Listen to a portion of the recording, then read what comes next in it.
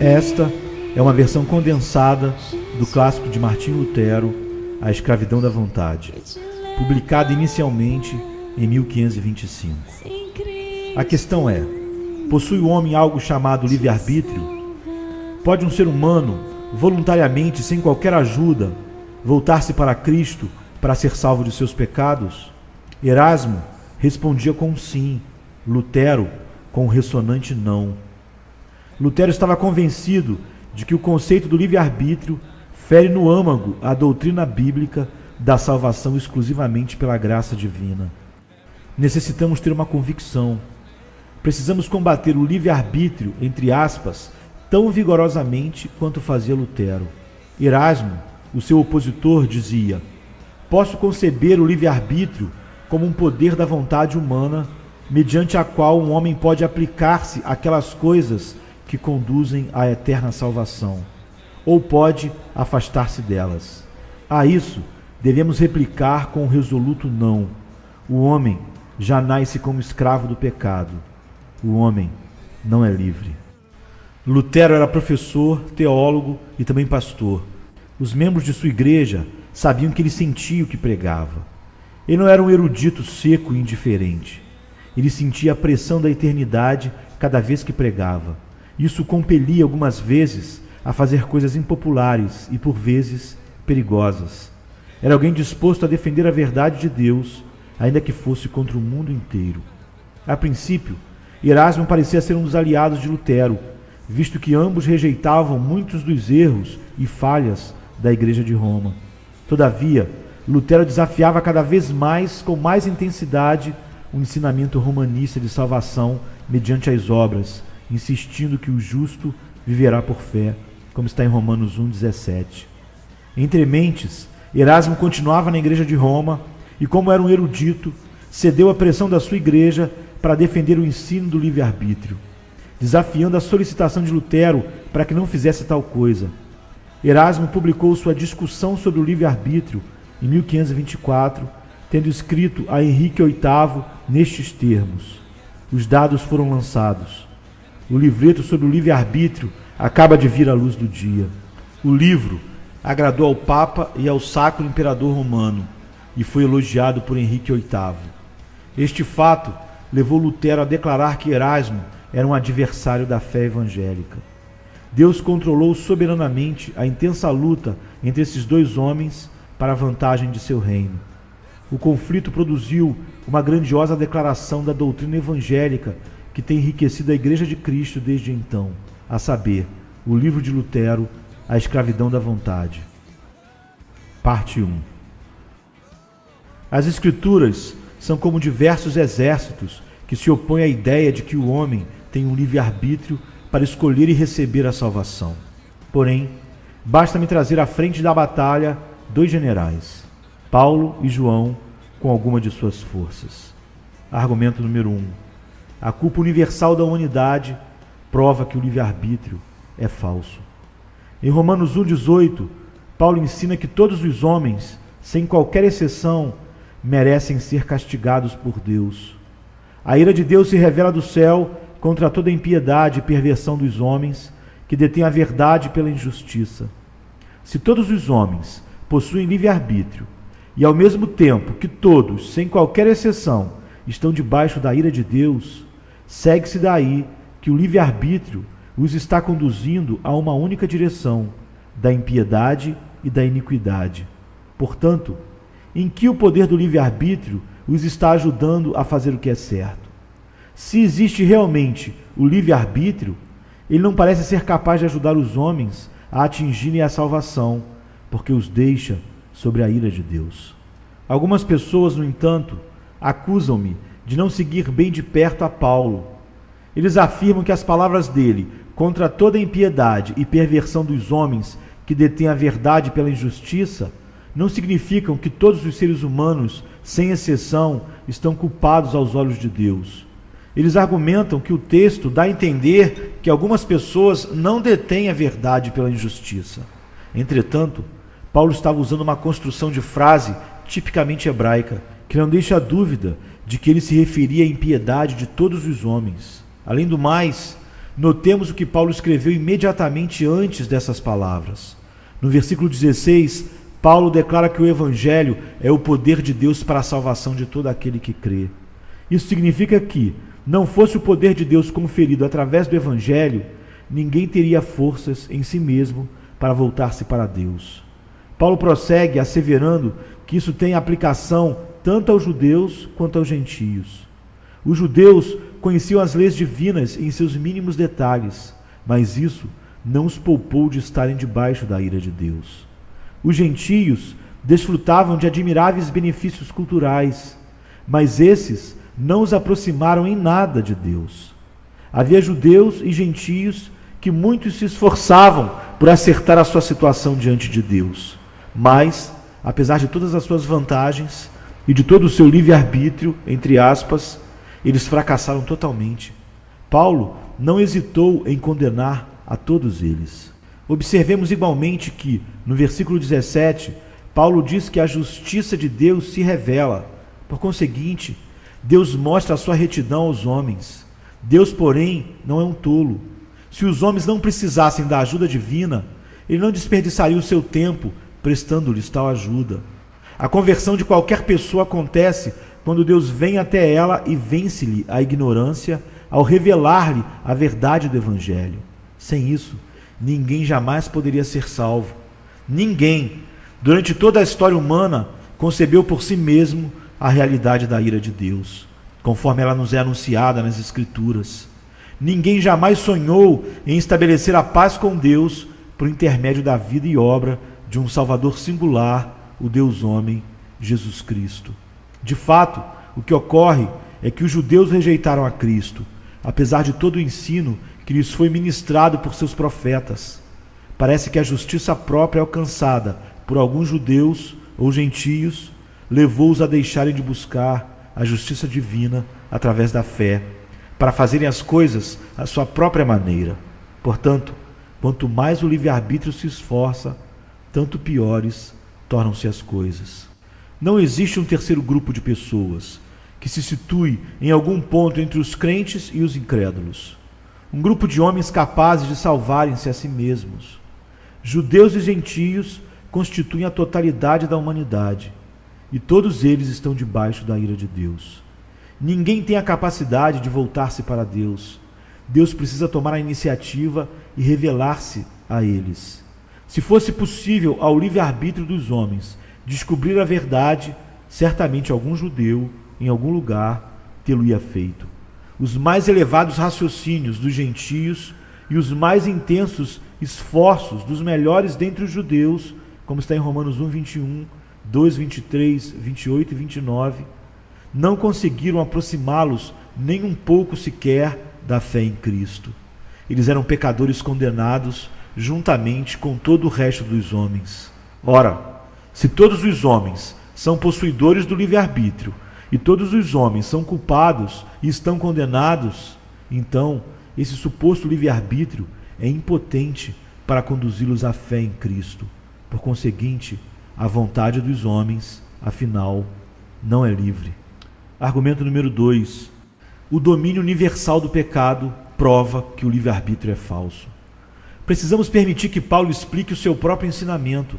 Diz ele em Romanos 3,9, que se conclui: temos nós, os judeus, qualquer vantagem sobre os gentios? Não, de forma nenhuma, pois já temos demonstrado que todos, tanto judeus como gregos, estão debaixo do pecado. Não somente são todos os homens, sem qualquer exceção, considerados culpados à vista de Deus, como também são escravos desse mesmo pecado que os torna culpados. Isso inclui os judeus, os quais pensavam que não eram servos do pecado, porque possuíam a lei de Deus. Mas visto que nem judeus nem gentios têm se mostrado capazes de desvencilharem-se dessa servidão, torna-se evidente que no homem não há poder que o capacite a praticar o bem.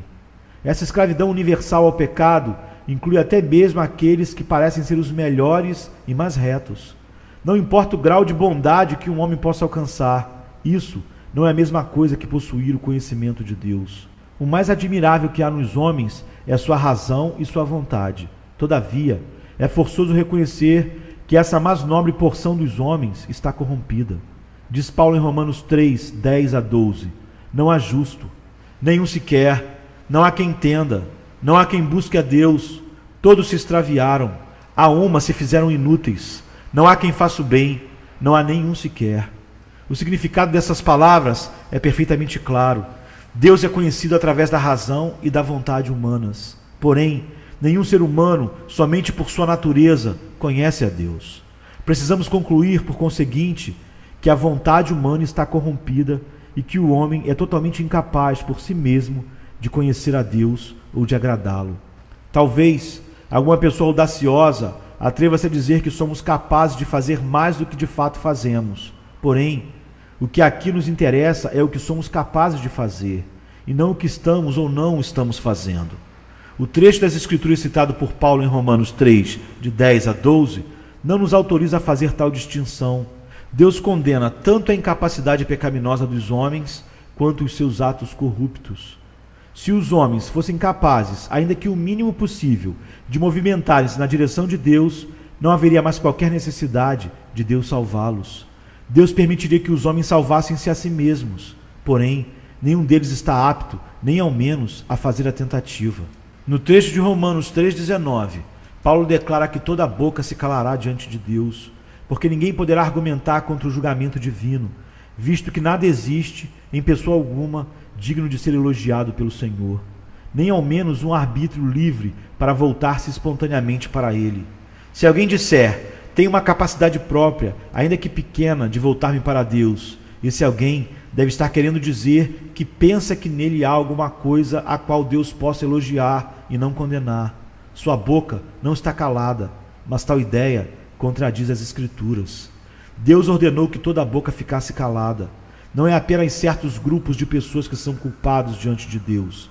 Não apenas os fariseus, dentre o povo israelita, estão condenados. Se isso fosse verdade, então os demais judeus teriam tido alguma capacidade própria para guardar a lei e evitar de tornarem-se culpados. Porém, até mesmo os melhores dentre os homens estão condenados por sua impiedade.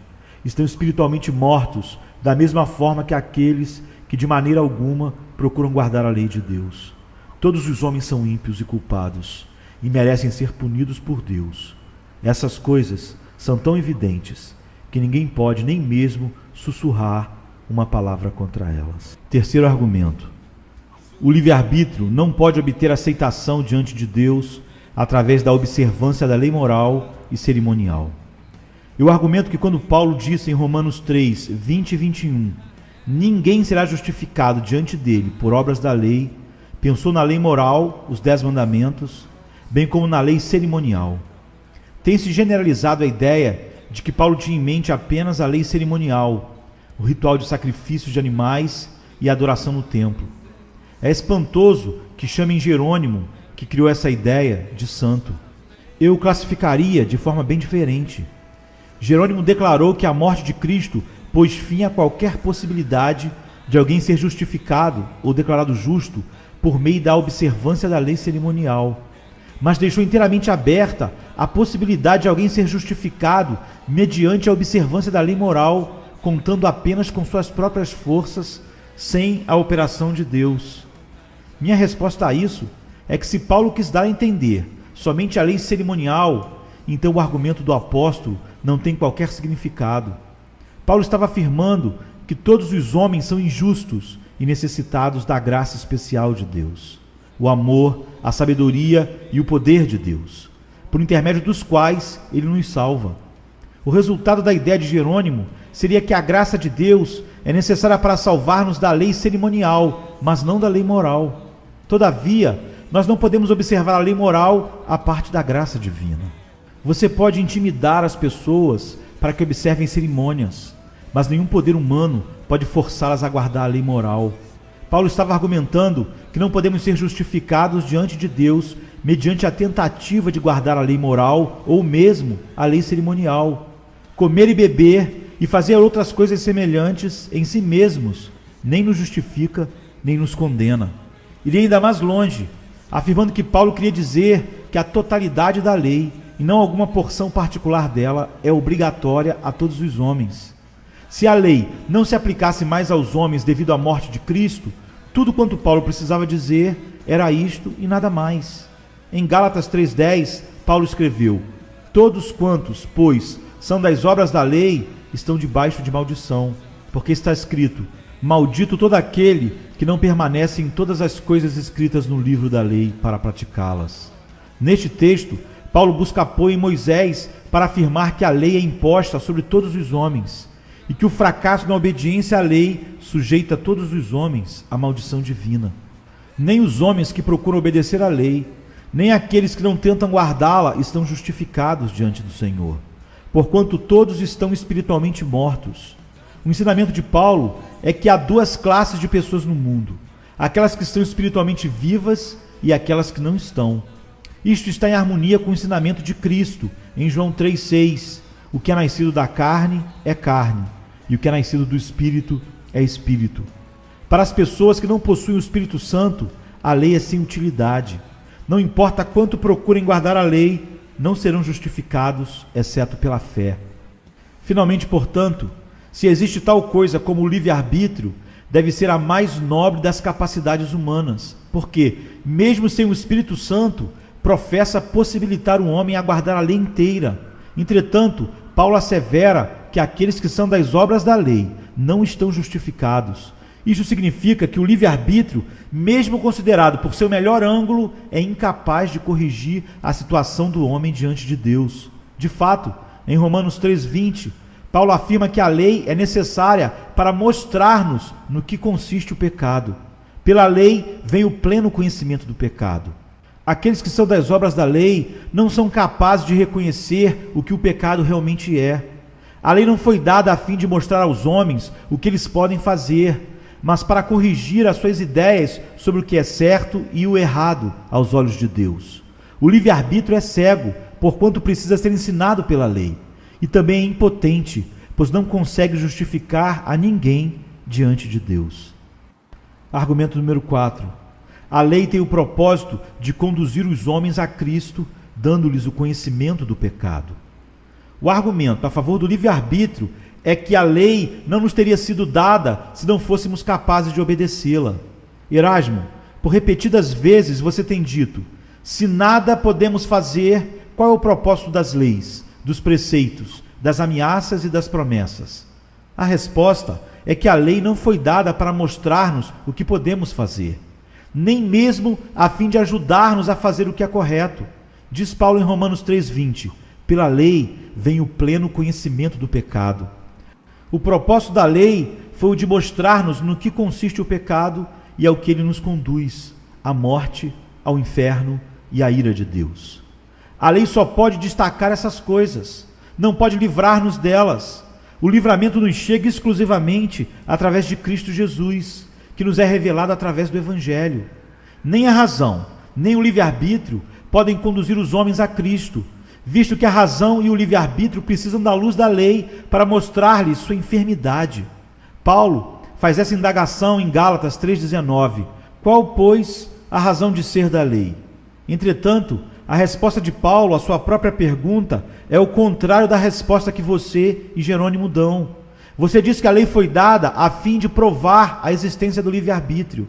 Jerônimo diz que ela tem o propósito de restringir o pecado, mas Paulo não diz nada disso.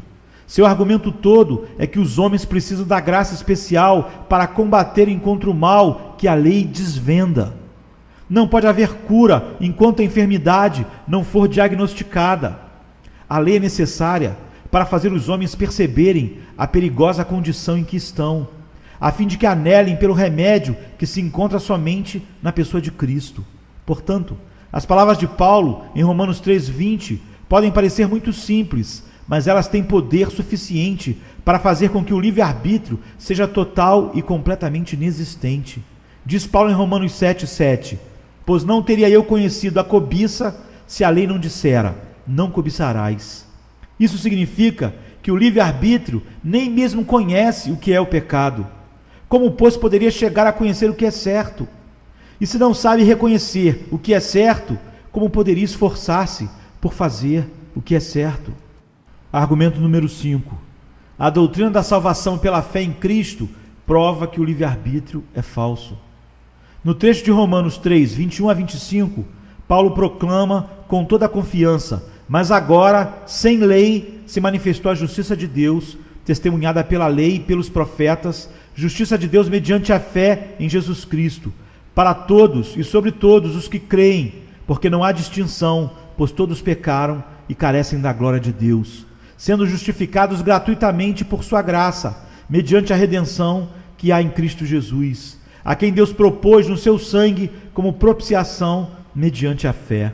Essas palavras são quais raios contra a ideia do livre-arbítrio. Paulo faz distinção entre a justiça conferida por Deus e a justiça que vem mediante a observância da lei.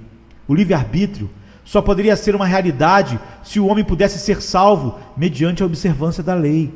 Não obstante, Paulo demonstra claramente que somos salvos sem dependermos em absoluto das obras da lei.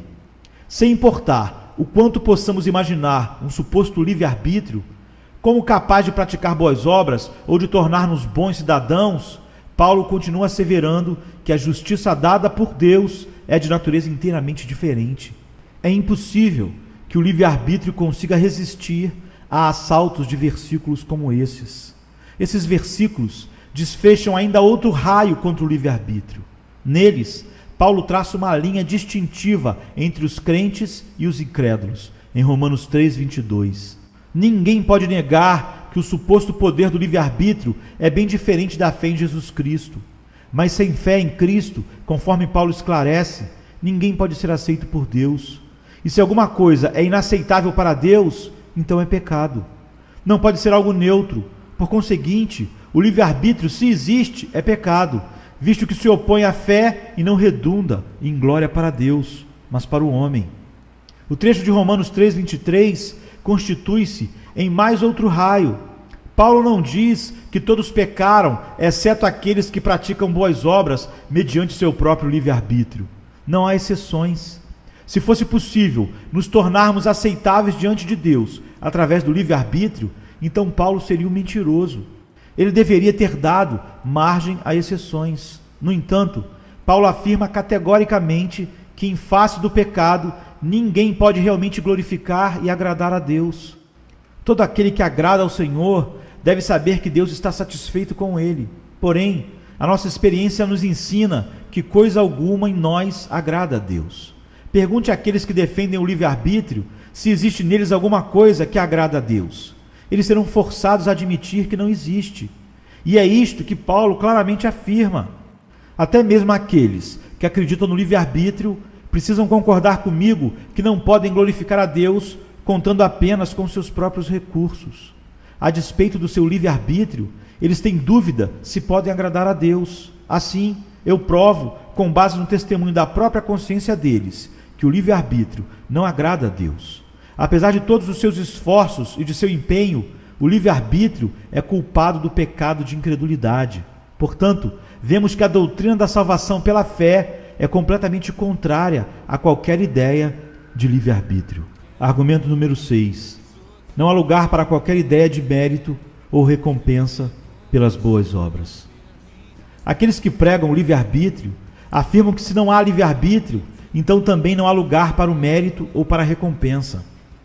O que dirão os defensores do livre-arbítrio a respeito da palavra gratuitamente em Romanos 3:24? Paulo diz que os crentes são justificados gratuitamente por sua graça. Como interpretam por sua graça? Se a salvação é gratuita e oferecida pela graça divina, então não se pode conquistá-la ou merecê-la. No entanto, Erasmo argumenta que a pessoa deve ser capaz de fazer alguma coisa a fim de merecer a sua salvação, ou ela não merecerá ser salva. Erasmo pensa que a razão pela qual Deus justifica uma pessoa e não outra é que uma delas usou seu livre-arbítrio e tentou tornar-se justa, enquanto que a outra não o fez. Ora, isso transforma Deus em alguém que diferencia as pessoas, ao passo que a Bíblia ensina que Deus não faz acepção de pessoas, como está em Atos 10:34. Erasmo e algumas outras pessoas, como ele, admitem que os homens conseguem fazer muito pouco através do seu livre-arbítrio para obterem a salvação. Afirmam que o livre-arbítrio tem apenas um pouco de merecimento, não é digno de muita recompensa, e não obstante, ainda pensam que o livre-arbítrio torna possível as pessoas tentarem encontrar a Deus Imaginam, igualmente, que se as pessoas não tentam encontrá-lo, cabe exclusivamente a elas a culpa, se não recebem a graça divina. Portanto, sem importar se esse livre-arbítrio tem grande ou pequeno mérito, o resultado é o mesmo. A graça de Deus seria obtida por meio do livre-arbítrio. Todavia, Paulo nega toda a noção de mérito quando afirma que somos justificados gratuitamente. Aqueles que dizem que o livre-arbítrio possui apenas um pequeno mérito erram tanto como aqueles que dizem que ele possui muito mérito, pois ambos ensinam que o livre-arbítrio tem mérito suficiente para obter o favor de Deus. Portanto, em quase coisa alguma diferem um do outro. Na verdade, esses defensores da ideia do livre-arbítrio nos dão um perfeito exemplo do que significa saltar da frigideira para dentro do fogo. Quando eles dizem que o livre-arbítrio tem apenas um pequeno mérito, eles pioram a sua posição ao invés de melhorá-la. Pelo menos aqueles que dizem que o livre-arbítrio envolve um grande mérito, os chamados pelagianos, conferem um elevado preço à graça divina, porquanto concebem que um grande mérito é necessário para obter a salvação. Todavia, Erasmo barateia a graça divina, podendo ser obtida por meio de um débil esforço. No entanto, Paulo transforma em nada essas duas ideias, usando apenas uma palavra: gratuitamente, como está em Romanos 3:24. Mais adiante, em Romanos 11:6, ele assevera que a nossa aceitação diante de Deus depende apenas da graça de Deus. E se é pela graça, já não é pelas obras. Do contrário, a graça já não é graça. O ensino paulino é perfeitamente claro. Não existe tal coisa como mérito humano aos olhos de Deus, sem importar se esse mérito é grande ou pequeno. Ninguém merece ser salvo. Ninguém pode ser salvo através das obras. Paulo exclui todas as supostas obras do livre-arbítrio, estabelecendo em seu lugar apenas a graça divina. Não podemos atribuir a nós mesmos a menor parcela de crédito para a nossa salvação. Ela depende inteiramente da graça divina. Argumento número 7. O livre-arbítrio não tem valor porque as obras nada têm a ver com a justiça do homem diante de Deus. Passarei agora a considerar os argumentos de Paulo em Romanos 4, 2 e 3. Porque se Abraão foi justificado por obras, tem do que se gloriar, porém, não diante de Deus. Pois que diz as Escrituras: Abraão creu em Deus, e isso lhe foi imputado para a justiça. Ora, Paulo não nega que Abraão era um homem justo, mas o ponto em questão é que essa justiça não lhe outorgou a salvação. Ninguém discorda que as obras mais não são aceitáveis diante de Deus. Isso é óbvio. O argumento paulino, entretanto, é que nem mesmo as boas obras nos tornam aceitáveis diante de Deus. Elas merecem somente a sua ira, jamais o seu favor. Em Romanos 4, 4 e 5, Paulo contrasta a pessoa que trabalha com aquela que não trabalha. A justificação, que equivale à aceitação diante de Deus, não é atribuída àquele que trabalha, mas àquele que não trabalha, mas crê no Senhor. Não há uma posição intermediária. Argumento número 8. Um punhado de refutações. Preciso mencionar de passagem mais alguns argumentos contra o livre-arbítrio, mas me referirei a eles apenas de modo breve, embora cada um deles, de per si, pudesse destruir completamente a ideia do livre-arbítrio. Por exemplo, a fonte da graça, mediante a qual somos salvos, é o propósito eterno de Deus. Isso, sem dúvida, anula a sugestão de que Deus é gracioso para conosco por causa de alguma coisa que possamos fazer. Um outro argumento alicerça-se sobre o fato que Deus prometeu a salvação por meio da graça a Abraão, antes mesmo do Senhor haver dado a lei. Paulo argumenta em Romanos 4, 13 a 15 e Gálatas 3, de 15 a 21, que se somos salvos mediante a observância da lei, através do livre-arbítrio, isso significaria que a promessa da salvação pela graça foi cancelada, e a fé, igualmente, perderia o seu valor. Paulo também nos diz que a lei pode apenas revelar o pecado, sendo incapaz de removê-lo. Visto que o livre-arbítrio só pode operar com base na observância da lei, não pode haver retidão aceitável diante de Deus obtida pelo livre-arbítrio. Em último lugar, estamos todos debaixo da condenação divina, em face da pecaminosa desobediência de Adão. Estamos todos sujeitos a essa condenação desde nosso nascimento, incluindo aqueles que são possuidores do livre-arbítrio, se pessoas assim existem. De que outra forma, então, poderia o livre-arbítrio nos ajudar, se não a pecar e a merecer a condenação? Eu poderia ter deixado de lado esses argumentos, apresentando tão somente um comentário geral sobre os escritos de Paulo. Todavia, quis demonstrar quão ignorantes mentalmente são os meus oponentes, por deixarem de perceber com clareza essas simples questões. Deixo que meditem sozinhos a respeito desses argumentos. Argumento número 9. Paulo é absolutamente claro ao refutar o livre-arbítrio. Os argumentos usados por Paulo são tão claros que é de admirar que alguém possa compreendê-los mal. Diz ele: todos se extraviaram, a uma se fizeram inúteis. Não há quem faça o bem, não há nenhum sequer. Estou de fato admirado que certas pessoas afirmam: algumas pessoas não se extraviaram, não se fizeram inúteis, não são mais e nem pecadoras. Há alguma coisa no homem que o inclina para o bem. Ora, Paulo não fez essas declarações em apenas algumas passagens isoladas. Algumas vezes ele as fez em termos positivos, em outras vezes em termos negativos, usando palavras diretas ou utilizando contrastes. O sentido literal de suas palavras, todo o contexto e o escopo inteiro do seu argumento afunila-se nesse pensamento. A parte da fé em Cristo, nada existe senão pecado e condenação. Meus oponentes estão derrotados, ainda que não queiram se render, porém, não está ao meu alcance convencê-los disso. Deixo isso à operação do Espírito Santo. Argumento número 10. O estado do homem sem o Espírito de Deus mostra que o livre-arbítrio nada pode fazer de natureza espiritual.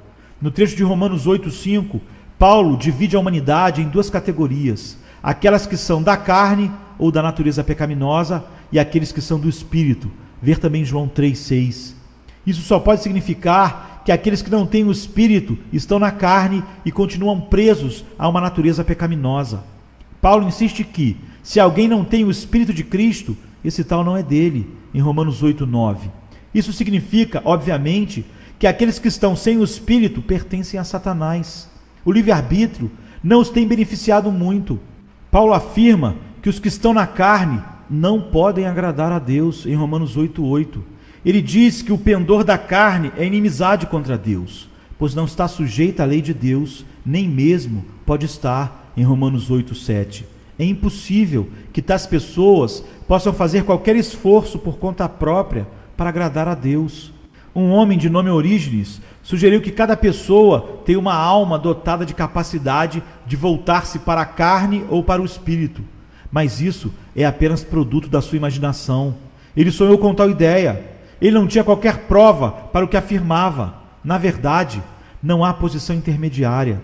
Tudo que não provém do Espírito é carnal, e as melhores atividades da carne são hostis a Deus. Trata-se do mesmo ensinamento ministrado por Cristo em Mateus 7,18, de que uma árvore má não pode produzir bom fruto. E também está em harmonia com a dupla declaração de Paulo: o justo viverá por fé, Romanos 1,17. E tudo que não provém da fé é pecado, Romanos 14:23. Aquele que não tem fé não está justificado, e aqueles que não estão justificados são pecadores, nos quais qualquer suposto livre-arbítrio só pode produzir o mal. Portanto, o livre-arbítrio nada é senão um escravo do pecado, da morte e de Satanás. Tal liberdade, enfim, não é liberdade alguma. Argumento número 11. Aqueles que chegam a conhecer a Cristo não pensavam previamente sobre Cristo, nem o buscavam, nem se prepararam para conhecê-lo. Em Romanos 10:20, Paulo cita Isaías 65:1. Fui buscado dos que não perguntavam por mim. Fui achado daqueles que não me buscavam. A um povo que não se chama do meu nome, eu disse: eis-me aqui, eis-me aqui. Paulo reconhecia, por sua própria experiência, que ele não buscara a graça de Deus, mas a receber apesar da sua furiosa cólera contra ela. Diz Paulo em Romanos 9:30 e 31, que os judeus que envidavam grandes esforços para observar a lei não foram salvos por esses esforços. mas que os gentios, que eram totalmente ímpios, foram alvos da misericórdia de Deus. Isso demonstra claramente que todos os esforços do livre-arbítrio do homem são inúteis para a sua salvação. O zelo dos judeus não os conduziu a parte alguma, ao passo que os ímpios gentios receberam a salvação. A graça é gratuitamente ofertada a quem não a merece, nem é digno, não é conquistada por qualquer esforço que o melhor e mais justo dentre os homens tenha tentado empreender. Argumento número 12. A salvação para o mundo pecaminoso é pela graça de Cristo, exclusivamente mediante a fé. Voltemos-nos agora para João, que também escreveu com eloquência contra o livre-arbítrio. Diz ele, em João 1,5: a luz resplandece nas trevas, e as trevas não prevaleceram contra ela. E em João 1, 10 e 11: estava no mundo, o mundo foi feito por intermédio dele, mas o mundo não o conheceu. Veio para o que era seu, e os seus não o receberam.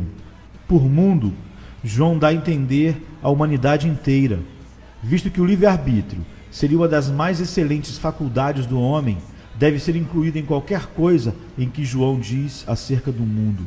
Por conseguinte, de acordo com esses textos, o livre-arbítrio não reconhece a luz da verdade, mas antes odeia a Cristo e ao seu povo. Muitas outras passagens, como João 7,7, 8,23, 14,7, 15,19 e 1 João 2,16 e 5,19, proclamam que o mundo, o que inclui especialmente o livre-arbítrio, está debaixo do controle de Satanás. O mundo inclui tudo quanto não foi separado para Deus por meio do Espírito Santo. Ora, se tivesse havido alguém neste mundo que por meio do seu livre-arbítrio tivesse chegado a conhecer a verdade e que por intermédio do livre-arbítrio não tivesse odiado a Cristo, então João teria alterado o que escreveu. Entretanto, ele não fez. Torna-se evidente, portanto, que o livre-arbítrio é tão culpado quanto o mundo. Em João 1, 12 e 13, o mesmo apóstolo prossegue: mas a todos quanto receberam, deu-lhes o poder de serem feitos filhos de Deus, a saber, os que creem no seu nome, os quais não nasceram do sangue, nem da vontade da carne, nem da vontade do homem, mas de Deus. As palavras não nasceram do sangue significam que é inútil alguém depender da sua origem familiar ou do local do seu nascimento. As palavras nem da vontade da carne apontam para a insensatez de se depender das obras da lei. E as palavras nem da vontade do homem mostram que nenhum esforço humano pode conseguir tornar alguém aceitável a Deus. Se é que o livre-arbítrio tem alguma utilidade, então João não deveria ter rejeitado a vontade do homem, porquanto, do outro modo, estaria em perigo, conforme Isaías 5,20: ai do que ao mal chama bem e ao bem mal. Não há margem para a dúvida de que a origem familiar é inútil para que alguém, através dela, venha obter salvação, porque em Romanos 9,8, Paulo escreve: isto é, estes filhos de Deus não são propriamente os da carne, mas devem ser considerados como descendência os filhos da promessa. Além disso, João também afirma em João 1,16: porque todos nós temos recebido da sua plenitude e graça sobre graça. Isso posto, recebemos bênçãos espirituais exclusivamente através da graça derivada de outrem, e não através dos nossos próprios esforços. Duas ideias contrárias não podem ser ambas verdadeiras. É impossível que a graça divina seja tão sem valor que qualquer um, em qualquer lugar, seja capaz de obtê-la, ao mesmo tempo que essa graça é tão valiosa que só podemos recebê-la através dos méritos de um único homem, Jesus Cristo. Como eu gostaria que meus opositores percebessem que, quando advogam a causa do livre-arbítrio, estão negando a Cristo. Se podemos obter graça divina mediante o nosso livre-arbítrio, então não temos necessidade de Cristo. E se temos a Cristo, não precisamos do livre-arbítrio. Aqueles que defendem o livre-arbítrio atestam sua negação a Cristo por meio das suas ações. Todos esses têm abandonado a Cristo em sua obra como mediador e grandioso Salvador, considerando os méritos de Cristo de menor valor do que seus próprios esforços. Argumento número 13. O caso de Nicodemos, no 3º capítulo de João, opõe-se ao livre-arbítrio. Consideremos as virtudes de Nicodemos, como está em João 3, 1 e 2. Ele confessa que Cristo era idôneo e que viera da parte de Deus. Faz alusão aos milagres realizados por Cristo e procura-o a fim de ouvir algo de sua própria boca. Porém, ao ouvir falar sobre o novo nascimento, como está em João 3, de 3 a 8, porventura Nicodemos admite que era isso que ele vinha buscando? Não. Ele ficou atônito e confuso, repelindo a ideia, a princípio, como uma impossibilidade, como está em João 3, 9. Porventura, os maiores filósofos chegaram a mencionar o novo nascimento? Eles nem ao menos podiam buscar por aquelas realidades pertencentes à salvação antes da chegada do Evangelho. Ora, quando admitem isso, estão admitindo que o seu livre-arbítrio é ignorante e incapaz. Por certo, aqueles que ensinam o livre-arbítrio estão loucos, porém não se calarão nem darão glórias a Deus. Argumento número 14. O livre-arbítrio não tem utilidade, pois a salvação vem somente por meio de Cristo. Torna-se claro em João 14,6, onde se lê que Jesus Cristo é o caminho e a verdade e a vida, que a salvação só pode ser encontrada em sua pessoa. Sendo essa a verdade, tudo quanto está fora de Cristo só pode ser trevas, falsidade e morte. Qual necessidade haveria da vinda de Cristo a este mundo, se os homens, naturalmente, pudessem compreender o caminho de Deus, entender a verdade de Deus e compartilhar a vida de Deus? Nossos opositores dizem que os homens perversos possuem livre-arbítrio, embora abusem dele. Se isso fosse realmente assim, então haveria algo de bom no pior dos homens. E se isso fosse realmente verdade, então Deus seria injusto ao condená-los. Entretanto, João diz que aqueles que não creem em Cristo Jesus já estão condenados, em João 3,18. Todavia, se os homens fossem possuidores dessa coisa boa chamada livre-arbítrio, então João deveria ter dito que os homens só estão condenados por causa da sua parte má, e não devido àquela boa parte neles existente. As Escrituras dizem: o que todavia se mantém rebelde contra o Filho não verá a vida, mas sobre ele permanece a ira de Deus. João 3,36. Sem dúvida, está em pauta todo homem, pois se assim não fosse, então haveria uma parte do homem capaz de impedi-lo de ser condenado, e ele poderia continuar pecando sem o menor temor, firmado no conhecimento que não poderia ser condenado. Também lemos em João 3,27 que o homem não pode receber coisa alguma se do céu não lhe for dada. Isso refere-se especialmente à capacidade da pessoa cumprir a vontade de Deus. Somente aquilo que vem do alto pode ajudar o homem a cumprir a vontade do Senhor. Mas o livre-arbítrio não vem do alto, o que significa que o livre-arbítrio é inútil. Em 1 João 3,31, diz ainda o mesmo apóstolo: quem vem da terra é terreno e fala da terra. Quem veio do céu está acima de todos. Ora, por certo, o livre-arbítrio não tem origem celestial, pertence à terra, não lhe havendo outra possibilidade. E assim sendo, isso só pode significar que o livre-arbítrio nada tem a ver com as realidades celestiais, cogita somente das coisas terrenas. O Senhor Jesus afirma em João 8,23: vós sois de cá de baixo, eu sou lá de cima. Vós sois deste mundo, eu deste mundo não sou. Se essa afirmativa de Jesus quisesse dizer apenas que os corpos de seus ouvintes eram terrenos, tal declaração seria desnecessária, pois eles já sabiam disso. O que Jesus quis dizer é que aos seus ouvintes faltava, de modo absoluto, qualquer poder espiritual, e que este só poderia ser recebido de Deus. Argumento número 15. O homem é incapaz de crer no Evangelho, por isso, todos os seus esforços não podem salvá-lo. Na passagem de João 6,44, Jesus Cristo diz: ninguém pode vir a mim se o Pai que me enviou não o trouxer. Isso não deixa qualquer espaço para o livre-arbítrio. E o Senhor Jesus passou a explicar como alguém é trazido pelo Pai. Portanto, todo aquele que da parte do Pai tem ouvido e aprendido, esse vem a mim. Verso 45. A vontade humana, por si mesma, é incapaz de fazer qualquer coisa para vir a Cristo em busca de salvação. A própria mensagem do Evangelho é ouvida em vão, a menos que o próprio Pai fale ao coração e traga a pessoa a Cristo. Erasmo pretende suavizar o sentido claro deste texto ao comparar os homens e as ovelhas, que atendem ao pastor quando este lhes estende o cajado. Argumenta que nos homens há alguma coisa que responde ao chamado do Evangelho. Porém, isso não acontece, porque quando Deus exibe o dom do seu próprio Filho a homens ímpios, estes não reagem favoravelmente antes que ele opere em seus corações. De fato, sem a operação interna do Pai, os homens inclinam-se mais a odiar e perseguir ao Filho do que em segui-lo.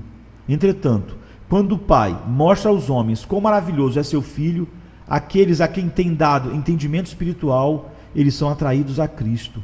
Essas pessoas já são ovelhas e conhecem a voz do seu pastor. Argumento número 16. A incredulidade universal prova que o livre-arbítrio é falso.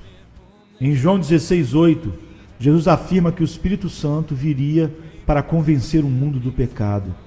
E no versículo seguinte, ele explica que o pecado consiste no fato que os homens não creem em mim. Ora, esse pecado de incredulidade não se acha na pele ou nos cabelos, mas na mente e na vontade. Todos os homens, sem exceção, são tão ignorantes do fato de sua culpa de incredulidade quanto ignoram o próprio Jesus Cristo.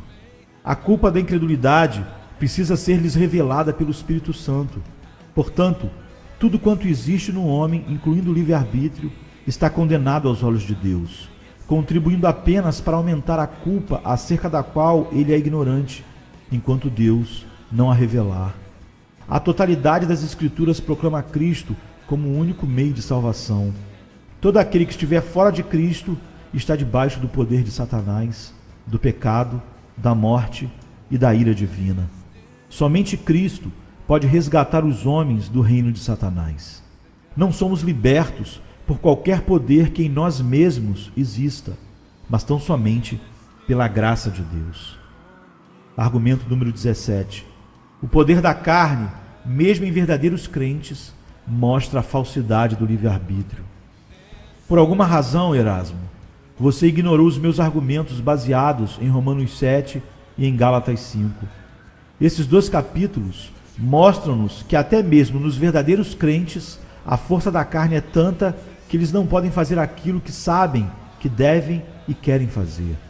A natureza humana é tão má que mesmo as pessoas que são dotadas do Espírito de Deus não somente falham em fazer o que é direito, como até mesmo lutam contra isso.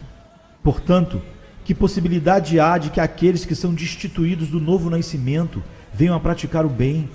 Conforme diz Paulo em Romanos 8:7, o pendor da carne é inimizade contra Deus.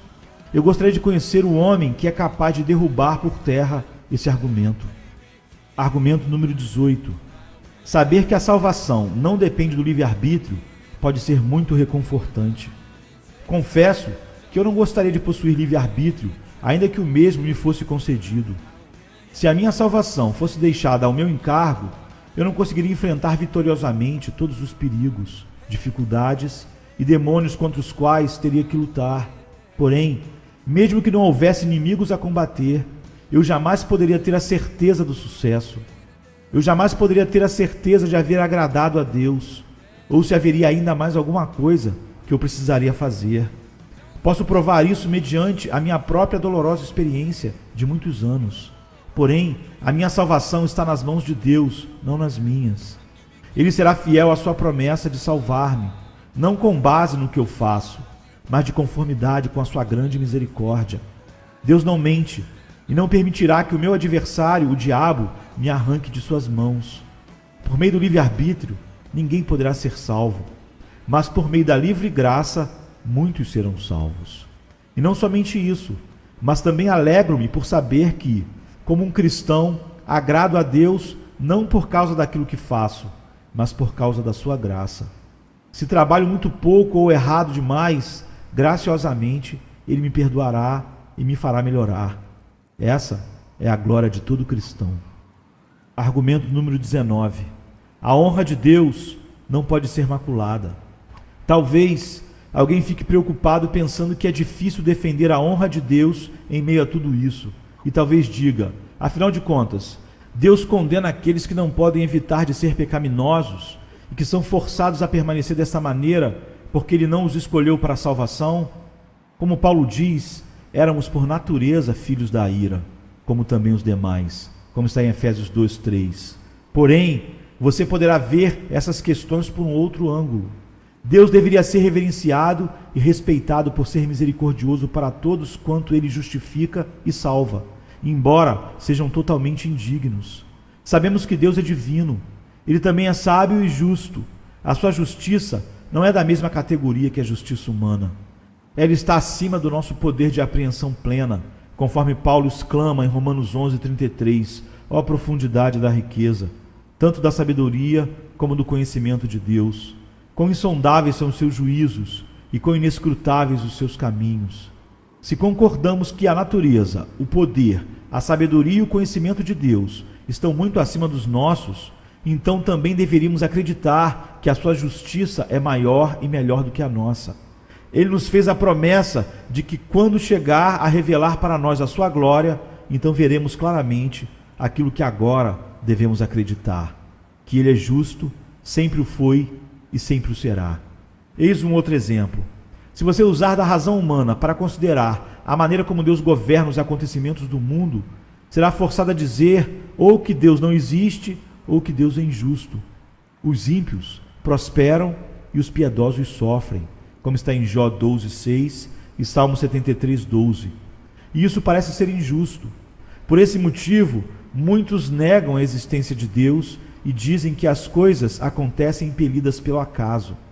A resposta que damos a essa questão é que há uma vida após a vida presente, e que tudo quanto não tiver sido castigado e corrigido nesta vida, será castigado e corrigido na vida futura. A vida terrena nada mais é que uma preparação para ou o começo da vida que virá. Esse problema tem sido debatido por toda a história, mas a solução não tem sido encontrada, exceto pela crença no Evangelho, conforme ele se acha nas páginas da Bíblia.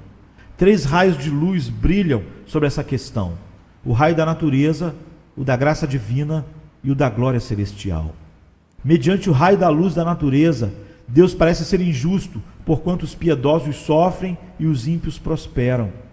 O raio da luz da graça divina ajuda-nos a compreender melhor as coisas. Embora ainda não explique como Deus pode condenar alguém que, por suas próprias forças, não pode fazer senão pecar e ser culpado. Somente o raio da luz da glória celeste explicará isso plenamente, naquele dia vindouro, quando Deus revelar a si mesmo como inteiramente justo, embora os seus juízos ultrapassem a nossa limitada compreensão de seres humanos. Um homem piedoso crê que Deus conhece de antemão e pré-ordena todas as coisas, e que nada acontece senão pela sua soberana vontade. Nenhum homem ou anjo, ou qualquer outra criatura, em vista desses fatos, é dotado de livre-arbítrio. Satanás é o príncipe deste mundo e conserva cativo a todos os homens, a menos que eles sejam libertos pelo poder do Espírito Santo. O que Erasmo ensinava?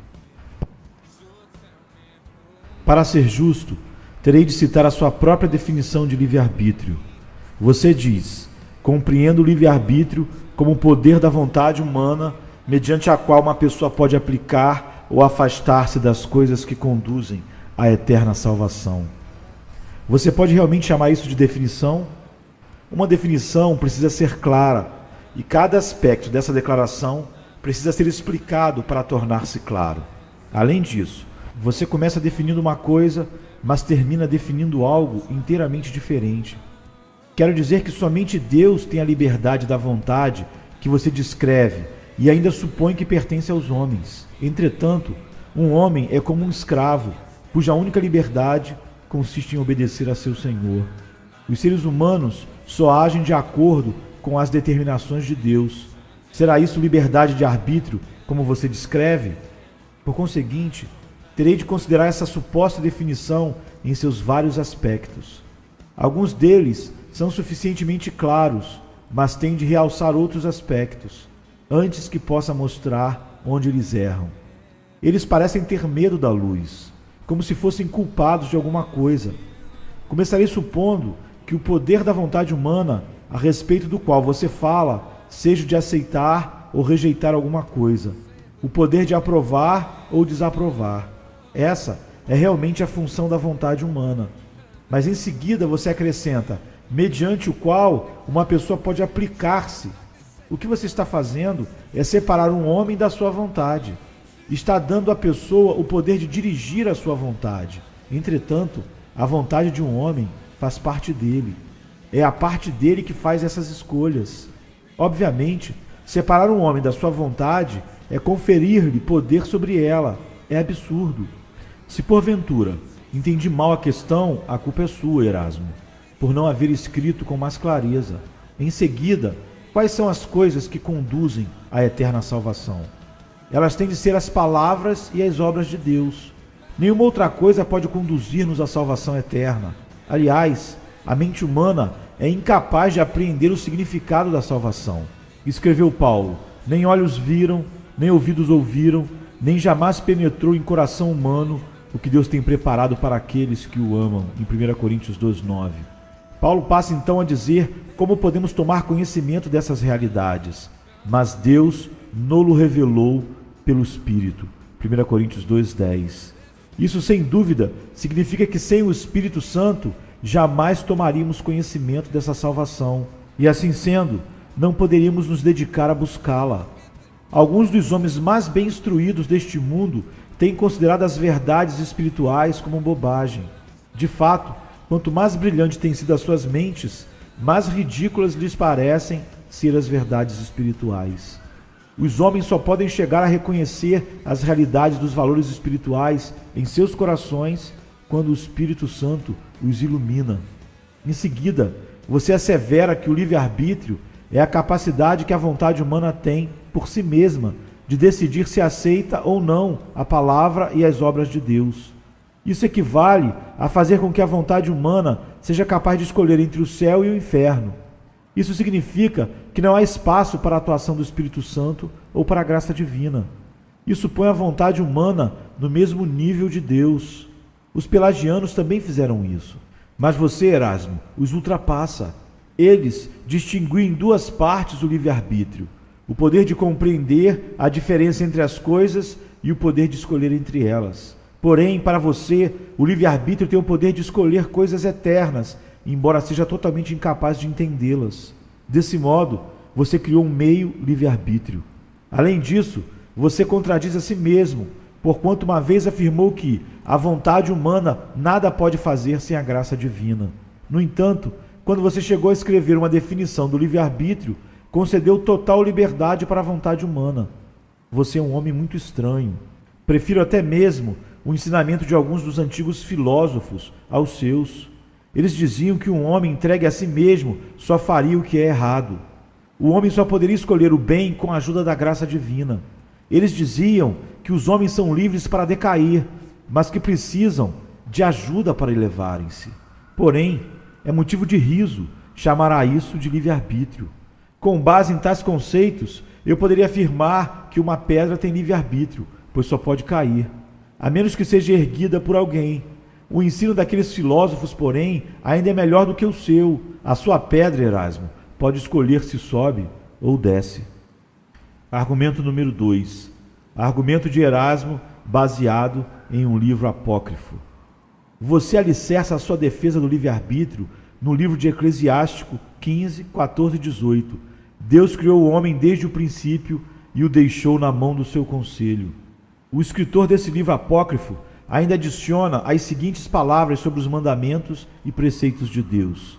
Se tu quiseres observar estes mandamentos e guardar sempre com fidelidade o que é do agrado de Deus, eles te conservarão. Ele pôs diante de ti a água e o fogo, lança a tua mão ao que quiseres. Diante do homem estão a vida e a morte, o bem e o mal. O que lhe agradar, isso lhe será dado. Eu poderia eliminar esse suposto texto da prova, asseverando que o livro de Eclesiástico nunca foi incluído pelos judeus como porção integrante do Antigo Testamento. Porém, basta-me dizer que você mesmo afirmou que esse livro é obscuro e ambíguo. Seria necessário uma eternidade para você ou para qualquer outro apresentar uma passagem que diga claramente no que consiste o livre-arbítrio. Argumento número 3. 3 pontos de vista de Erasmo a respeito do livre-arbítrio. Você apresenta 3 pontos de vista acerca de um mesmo livre-arbítrio. Examinemo-los.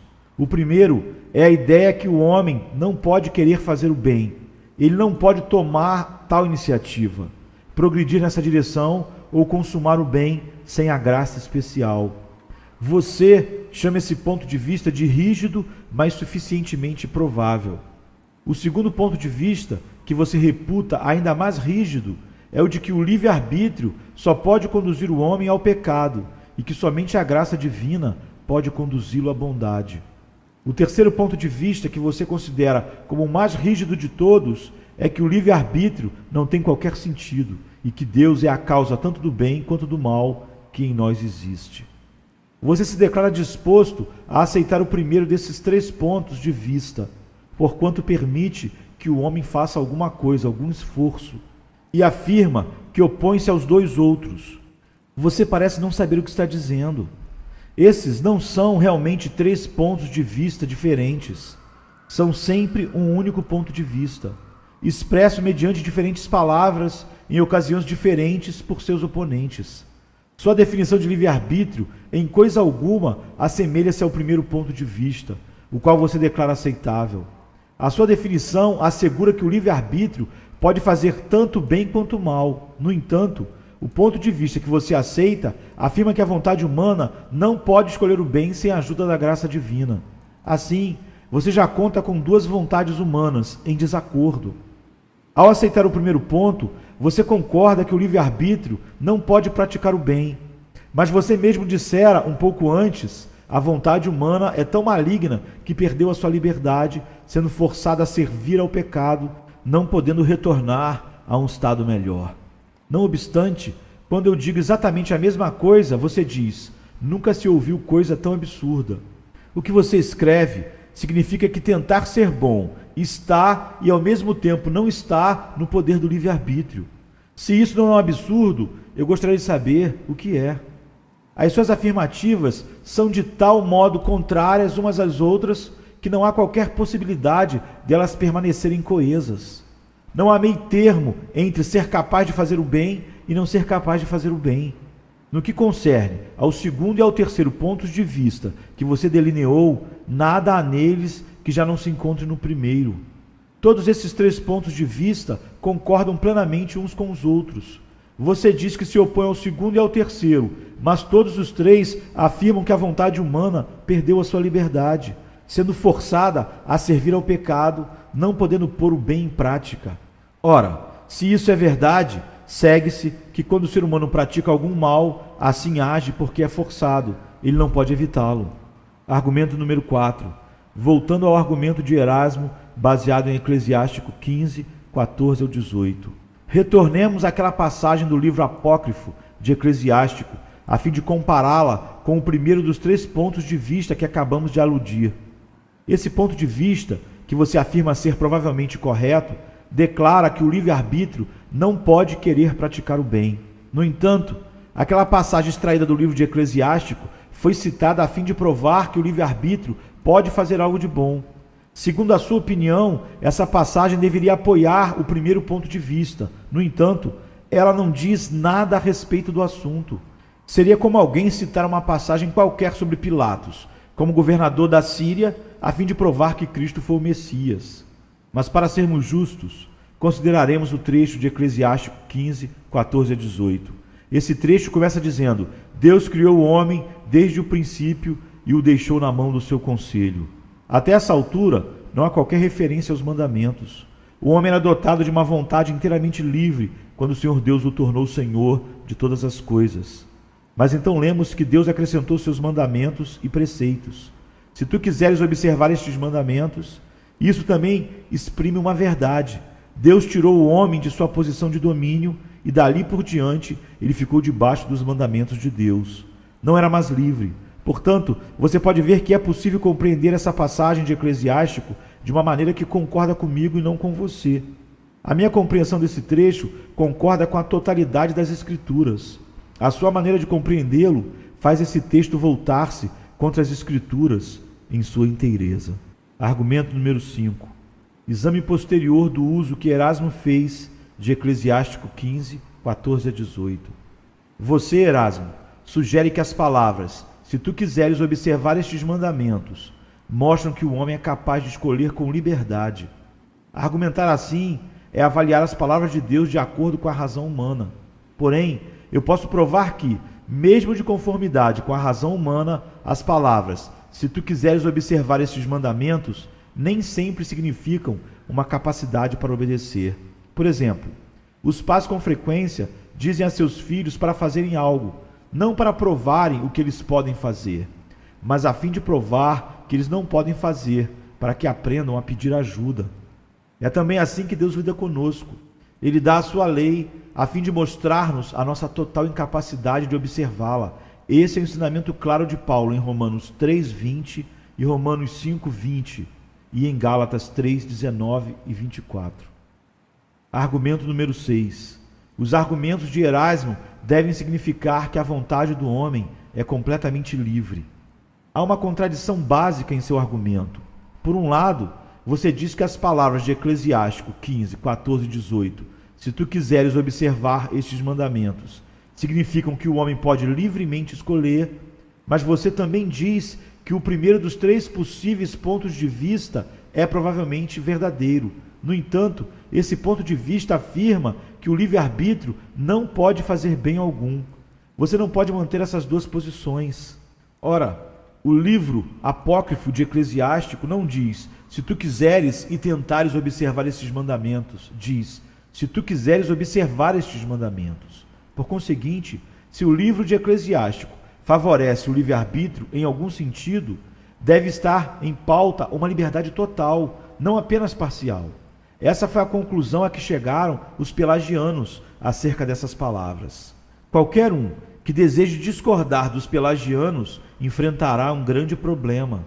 Tal pessoa talvez queira apenas conceber um livre-arbítrio parcial, a exemplo do que você faz, o que significa que o homem é livre meramente para desejar e tentar obedecer a Deus. Os pelagianos retrucariam dizendo ou que essa passagem ensina um completo livre-arbítrio ou uma completa servidão da vontade, e levariam esse argumento ainda mais adiante, para o trecho que diz, e guardar sempre com fidelidade o que é do agrado de Deus.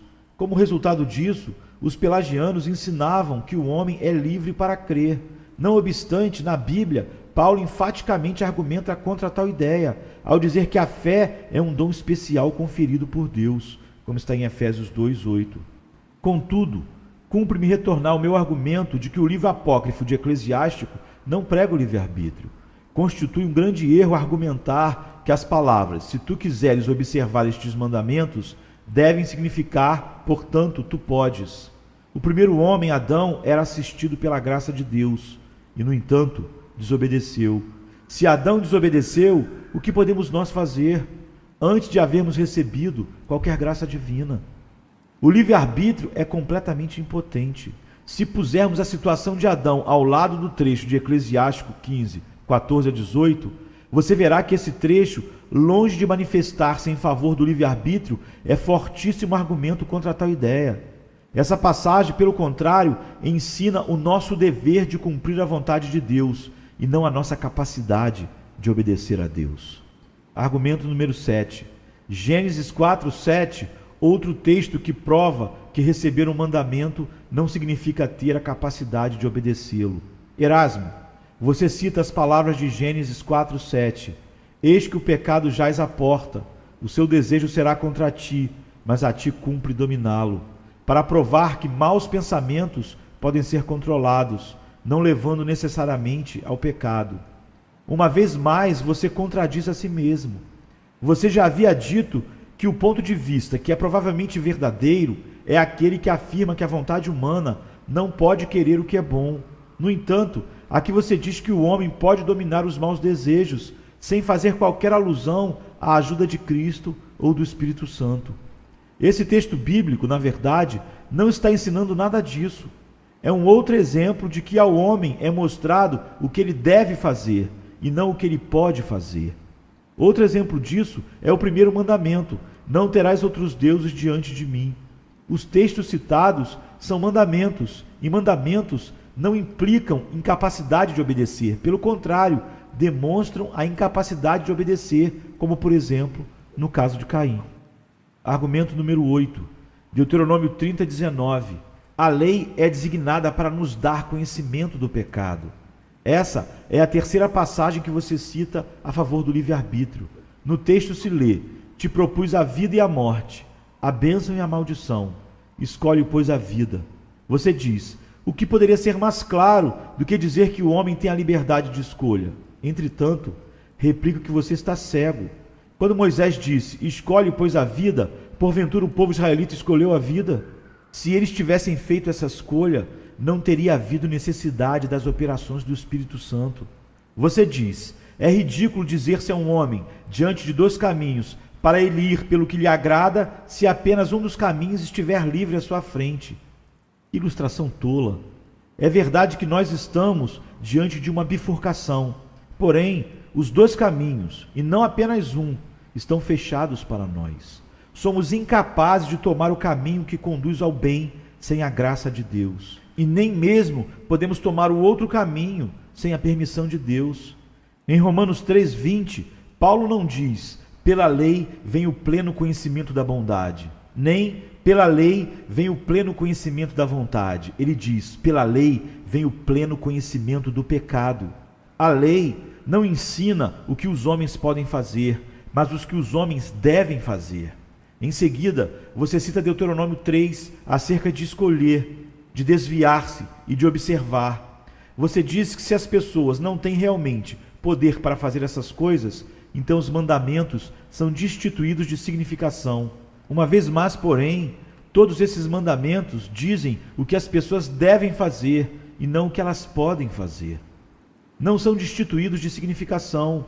Tem por desígnio ensinar ao homem orgulhoso o quão impotente ele é. Você tenta lançar no ridículo essa posição, comparando-a a um homem que esteja amarrado, menos o seu braço esquerdo. Então, lhe é dito que há um bom vinho à sua direita e veneno à sua esquerda. É-lhe então ordenado que escolha um deles. O que você está tentando provar com essa ilustração? Estará tentando provar a liberdade absoluta da vontade humana? Mas quão esquecido você é! Você já tinha dito que o livre-arbítrio nada pode fazer sem a graça de Deus.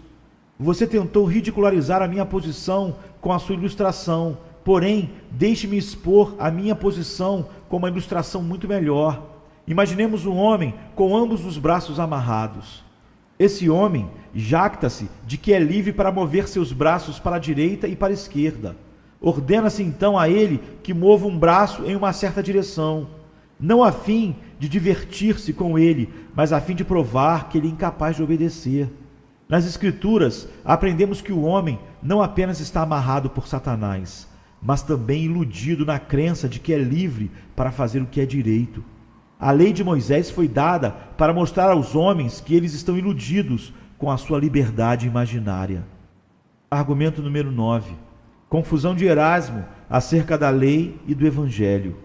Você se vale de inúmeras passagens para provar a sua posição, mas fracassa completamente em sua tentativa de mostrar a diferença entre a lei e o Evangelho. Deixe-me mostrar como o Evangelho é ensinado em passagens que você pensa que dizem respeito à lei. Para exemplificar, consideraremos o trecho de Jeremias 15:19. Se tu te arrependeres, voltares, eu te farei voltar e estarás diante de mim. E Zacarias 1:3. Tornai-vos, voltai-vos para mim, diz o Senhor dos Exércitos, e eu me tornarei para vós outros. Porventura, voltar-se prova que o homem tem a capacidade de voltar, assim como amarás, pois, o Senhor teu Deus de todo o teu coração, de toda a tua alma, de toda a tua força, prova que ele tem a capacidade para amar a Deus? Essas palavras não provam que os homens possam voltar-se para Deus contando apenas com suas próprias forças.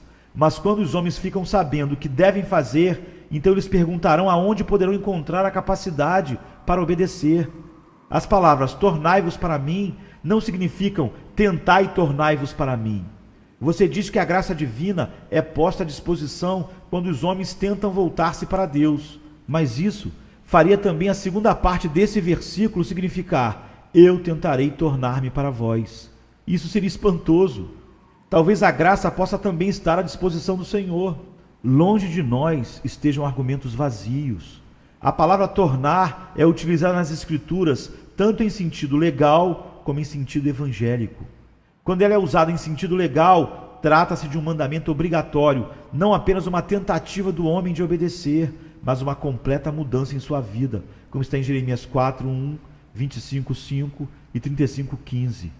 E quando a palavra tornar é empregada em seu sentido evangélico, ela é proferida por Deus como um consolo e uma promessa, quando alguma coisa é exigida de nós, mas antes, quando a graça de Deus nos é oferecida, como está no Salmo 14:7, 116:7 e 126:1. Zacarias exibe-nos tanto a mensagem da lei quanto a mensagem da graça. A totalidade da lei é resumida nas palavras: tornai-vos para mim, e a totalidade da graça nas palavras: e eu me tornarei para vós outros. Você interpreta de igual maneira Ezequiel 18:23. Acaso tenho eu prazer na morte do perverso? Diz o Senhor Deus. Não desejo eu antes que ele se converta de seus caminhos e viva? Uma vez mais, você interpreta as palavras que ele se converta com a capacidade de fazê-lo. Você faz desse trecho lei ao invés de evangelho. Você faz dele uma ordem para que nós não pequemos. Isso é lei. No entanto, o Senhor declara: porque não tenho prazer na morte de ninguém, e alude claramente ao castigo do pecado que o pecador merece e teme. Deus está dando a tal pessoa esperança de perdão e a salvação. As palavras da lei pressionam pesadamente aqueles que não sentem nem reconhecem os seus pecados. A esses é mostrado o que devem fazer. Entretanto, o Evangelho é dirigido àqueles que são afligidos pelo senso do pecado e são tentados a cair no desespero. Portanto, essas palavras em Ezequiel, não tenho prazer na morte de ninguém, longe de provarem o livre-arbítrio, prova exatamente o contrário. Elas mostram quão impotentes somos à parte das promessas de Deus. De fato, vamos nos tornando cada vez piores, enquanto a graça de Deus não nos é dada.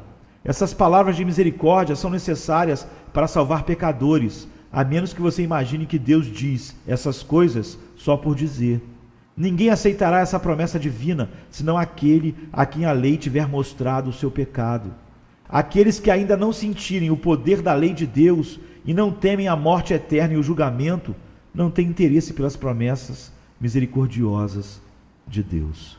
Só quem teme o juízo por se ver incapaz de obedecer a Deus, apela para a sua misericórdia salvadora. Argumento número 10. A vontade revelada de Deus e a vontade secreta de Deus. Na passagem do livro de Ezequiel que acabamos de considerar, o profeta não trata de forma alguma da questão por que algumas pessoas são convictas do pecado através da lei e outras não. Também não trata de por que algumas pessoas recebem a graça de Deus e outras não. Precisamos estabelecer clara distinção entre a vontade revelada de Deus e a vontade secreta de Deus. Deus, de acordo com a sua vontade secreta, planejou que aqueles aos quais escolheu receberiam sua misericórdia. Não nos compete inquirir a questão, mas adorar reverentemente ao Senhor. Devemos nos interessar por aquilo que Deus nos tem revelado, e não por aquilo que Ele reserva para si mesmo. Aplicados ao nosso texto, esses pensamentos significam que Deus, oculto em sua majestade, não lamenta pela morte do pecador, mas Deus, como Ele é revelado aos homens, lamenta sobre a morte que vê em seu povo e tem agido de modo tal que o pecado e a morte possam ser eliminados. É impossível sermos orientados pela vontade secreta de Deus, pois não sabemos no que ela consiste.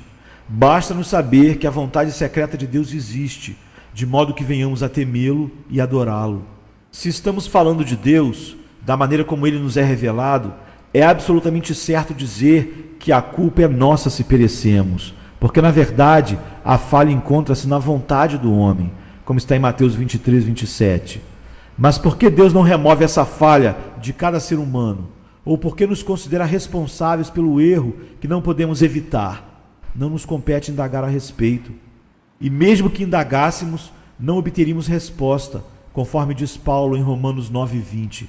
Quem és tu, ó homem, para discutires com Deus? A indagação que era feita era exatamente essa, e essa foi a resposta que ela obteve da parte de Deus. Argumento número 11. A obrigação não é evidência de capacidade para obedecer. Você prossegue com o argumento: se não está dentro da capacidade de cada indivíduo obedecer ao que é ordenado, então todo encorajamento nas Escrituras, todas as promessas, ameaças, repreensões, bênçãos, maldições e dúzias de exemplos são inúteis.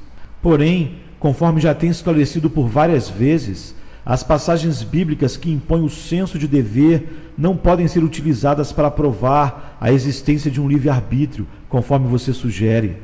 Uma das últimas passagens que você emprega em respaldo à sua posição é Deuteronômio 30, 11 a 14, que diz: porque este mandamento que hoje te ordeno não é demasiado difícil, nem está longe de ti, não está nos céus para dizeres: quem subirá por nós aos céus, que no-lo traga e no-lo faça ouvir, para que o cumpramos.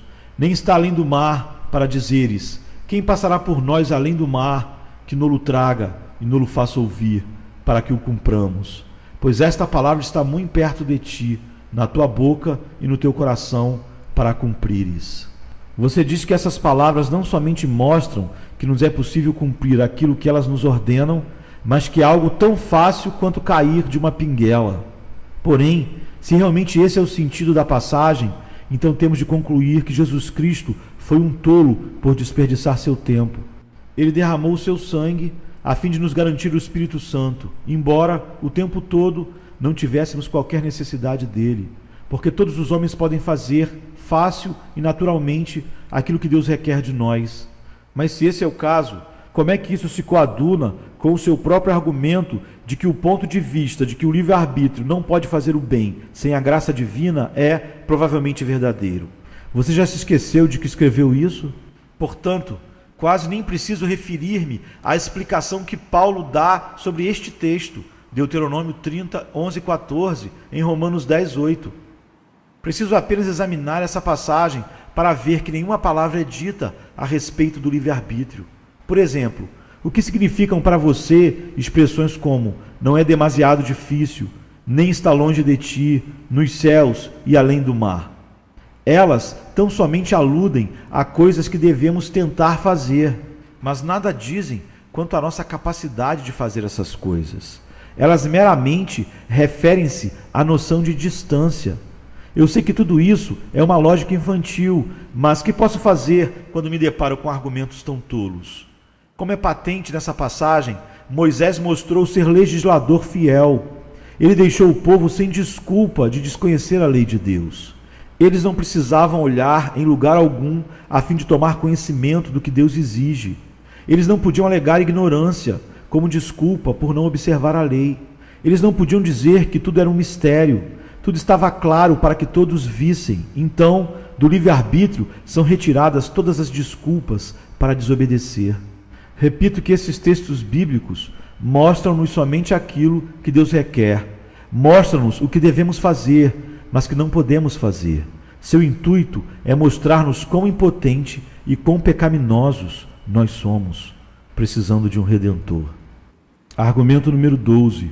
O homem não deve intrometer-se com a vontade secreta de Deus.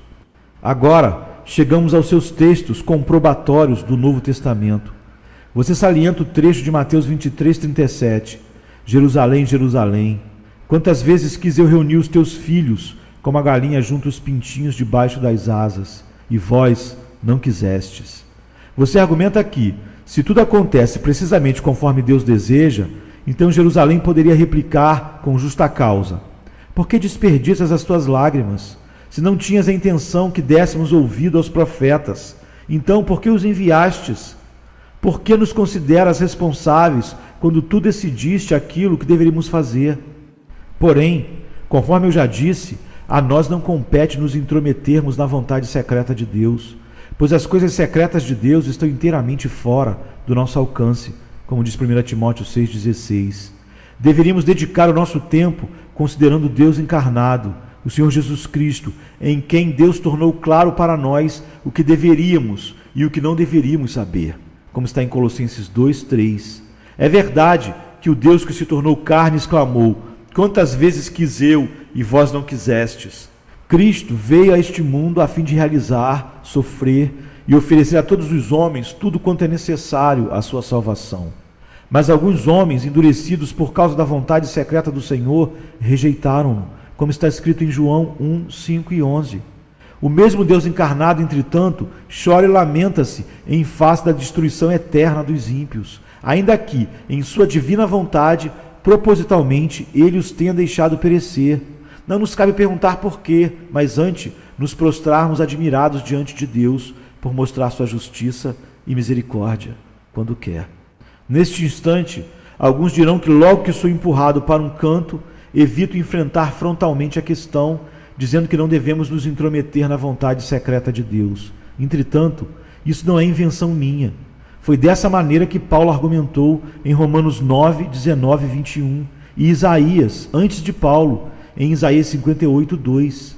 É evidente que não devemos procurar sondar a vontade secreta de Deus, sobretudo quando observamos que são justamente os ímpios que são fortemente tentados a fazê-lo. Nós devemos adverti-los a ficar calados e reverentes. Se alguém quiser levar avante essa forma de inquirição, é bem-vindo a fazê-lo. Porém, descobrir-se-á lutando contra Deus. Quanto a nós, ficaremos observando para ver quem vencerá. Argumento número 13.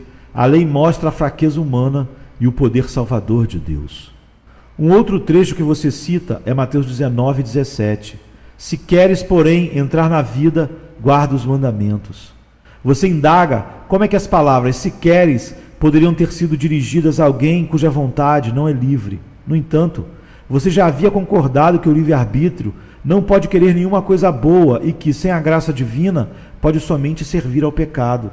Como então pode querer provar que a vontade humana é inteiramente livre?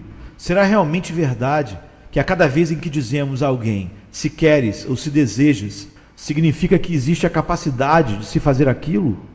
Suponha que digamos o seguinte: se você quiser comparar-se a Davi, terá de produzir salmos como os dele. Não estaremos dizendo que isso nos seria impossível, a menos que Deus nos capacitasse para tanto? Assim, nas Escrituras encontramos expressões similares a essa, para nos mostrar o que pode ser feito no poder de Deus e o que não podemos fazer por nós mesmos. Essas expressões não somente mostram coisas que não podemos fazer com nossos poderes naturais, mas também revelam uma promessa do tempo em que essas coisas serão realizadas através do poder de Deus. Poderíamos exprimir o sentido das Escrituras assim: se chegares a manifestar a vontade de guardar os mandamentos, o que terás, não por ti mesmo, mas através de Deus, que a dá a quem lhe deseja, então eles te preservarão. Dessa maneira, podemos perceber que não podemos fazer nenhuma daquelas coisas que nos são ordenadas, ao mesmo tempo em que podemos fazer todas elas, pois nossas fraquezas pertencem a nós mesmos, e a nossa capacidade nos é dada através da graça de Deus. Argumento número 14. São dadas instruções no Novo Testamento para guiar aqueles que são justificados. Você emprega um argumento alicerçado em muitas referências do Novo Testamento a respeito de boas e mais obras. Por exemplo, regozijai-vos e exultai, porque é grande o vosso galardão nos céus, pois assim perseguiram os profetas que vieram antes de vós. Mateus 5, 12. Você diz que, se tudo é feito porque assim Deus o deseja, não pode haver qualquer mérito nas boas obras. Isso posto, você quer que o texto signifique que o homem pode fazer, sem a ajuda divina, boas obras que merecerão recompensas no céu. Ora, vejam só, o livre-arbítrio tem sofrido algumas distorções à medida em que o seu livro avança. Não somente o livre-arbítrio é capaz de querer e de realizar o bem, mas agora você também quer que o mesmo mereça a vida eterna. Nesse caso, que necessidade temos de Cristo ou do Espírito Santo? Homens espertos podem ser cegos para com as coisas que são perfeitamente claras para as pessoas comuns. Você não consegue perceber a diferença entre o Antigo e o Novo Testamento. No Antigo Testamento, há leis e ameaças cujo propósito é fazer-nos avançar para as promessas encontradas no Novo Testamento. No Novo Testamento, encontramos o Evangelho, onde achamos a graça e o perdão dos pecados, que nos foram obtidos pelo Cristo crucificado. Além disso, há encorajamentos e instruções cujo intuito é despertar aqueles que foram justificados após haverem recebido a graça e perdão, para que produzam o fruto do Espírito e para que carreguem ousadamente a cruz. Você está cego para com a inteira operação regeneradora do Espírito de Deus, vendo nas Escrituras somente leis por meio das quais os homens deveriam viver e ser salvos. Isso é surpreendente em alguém que tem passado tanto tempo estudando as Escrituras.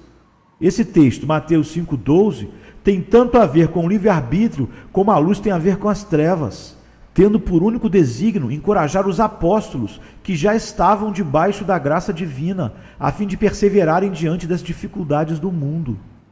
Argumento número 15. A base para o galardão do crente é a promessa de Deus e não o mérito do homem. O galardão referido em Mateus 5,12 é uma espécie de promessa. Uma promessa, entretanto, não prova que podemos fazer alguma coisa. Prova apenas que, se fizermos certas coisas, seremos galardoados. A questão é se realmente podemos fazer as coisas em razão das quais o galardão é dado. Alguns dizem, o prêmio é posto perante todos os que correm. Assim sendo, todos podem correr e obter o prêmio. Não é essa uma lógica absurda? Poderia ser útil para alguns se a noção do livre-arbítrio pudesse ser estabelecida por meio de tais argumentos. Você procura argumentar que se Deus já decidiu tudo de antemão, então não podemos falar em galardões. Se quer dizer com isso que você não recompensaria quem trabalha com má vontade, eu estou de acordo. Porém, quando as pessoas praticam o bem ou o mal voluntariamente, então segue-se com toda a justiça o galardão ou a punição. Isso é verdade, mesmo quando essas pessoas são incapazes de alterar a sua vontade por seus próprios esforços. Se, porém, só podemos desejar fazer o que é bom, capacitados pela graça divina, daí é óbvio que o mérito e o galardão provêm exclusivamente da graça divina. Entretanto, não deveríamos falar sobre méritos humanos. Melhor é falar acerca das consequências daquilo que fazemos. Nada existe de bom ou de mal que não venha receber sua devida retribuição. O inferno e o julgamento divino, certo e seguramente, esperam pelos ímpios. Da mesma forma, um reino, por certo, espera pelos piedosos, porque o mesmo foi preparado para eles por seu Pai Celeste, como está em Mateus 25:34. Se tentarmos fazer o bem, a fim de merecer receber o reino de Deus, haveremos de fracassar, mostrando assim que somos ímpios. Os filhos de Deus fazem o bem visando a glória de Deus, não alguma recompensa.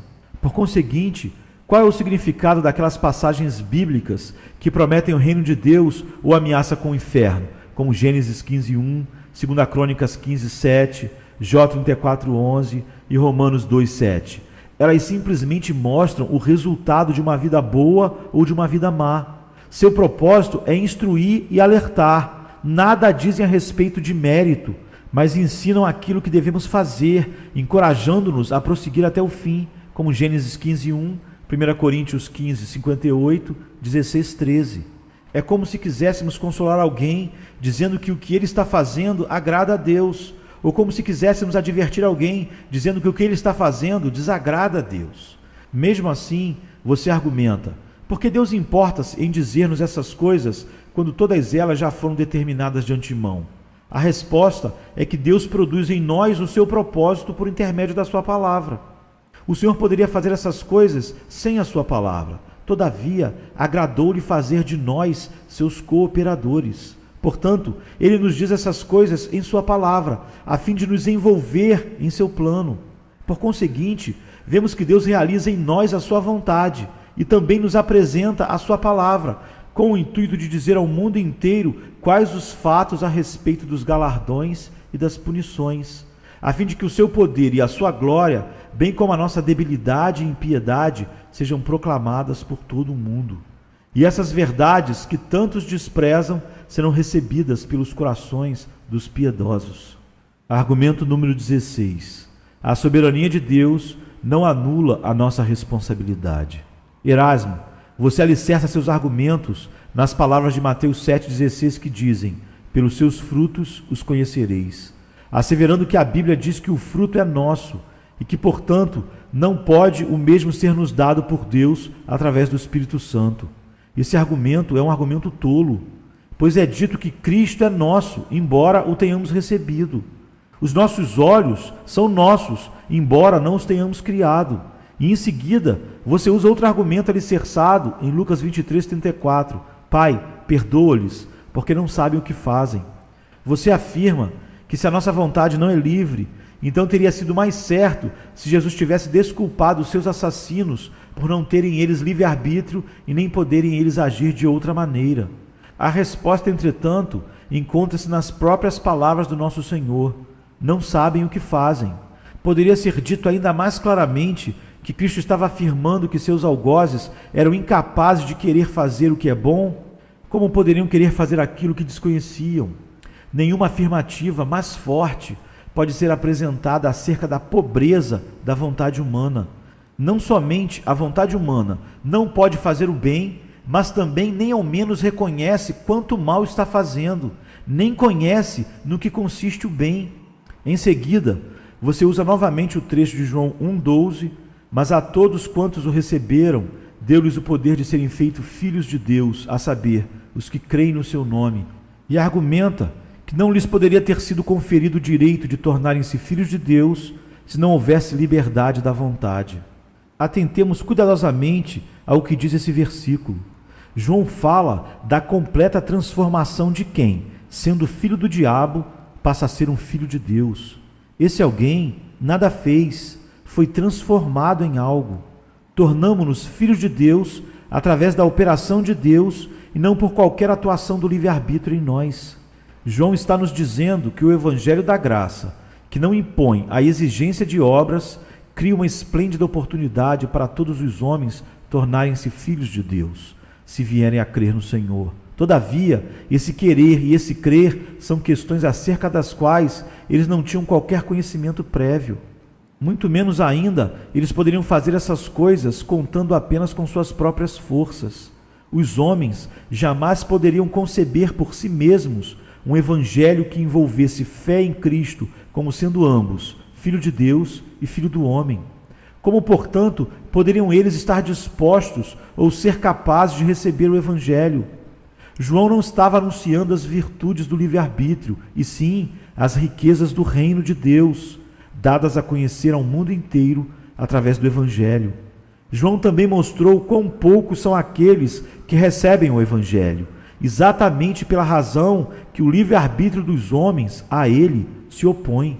O poder do livre-arbítrio resume-se nisto: Satanás domina-o inteiramente, de tal maneira que o livre-arbítrio rejeita a graça de Deus e também rejeita o Espírito Santo, o qual cumpre em nós a lei, visto que o livre-arbítrio imagina que é capaz de obedecer à lei mediante seus próprios esforços. Por fim, você cita Paulo como apoio à sua posição. Logo, Paulo, o grande adversário da ideia do livre-arbítrio. Você usa o trecho de Romanos 2,4. Ou desprezas a riqueza da sua bondade e tolerância e longanimidade, ignorando que a bondade de Deus é que te conduz ao arrependimento. E então indaga: como poderiam ser acusados de desprezar as realidades divinas aqueles que não possuem o livre-arbítrio? Visto que Deus é o juiz que compele os homens a praticarem o mal, como poderia ele condená-los? Será que você não vê que as palavras de Romanos 2,4 são uma advertência cujo propósito é fazer os ímpios perceberem quão incapazes são? Tendo-os humilhado, Deus queria prepará-los para colherem a sua graça. Venha se cansado estás, e eu descanso darei.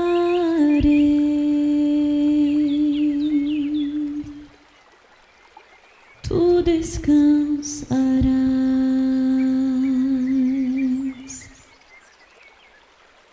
Vem a mim se não tens paz, e eu darei paz sem fim. Terás paz sem fim. O meu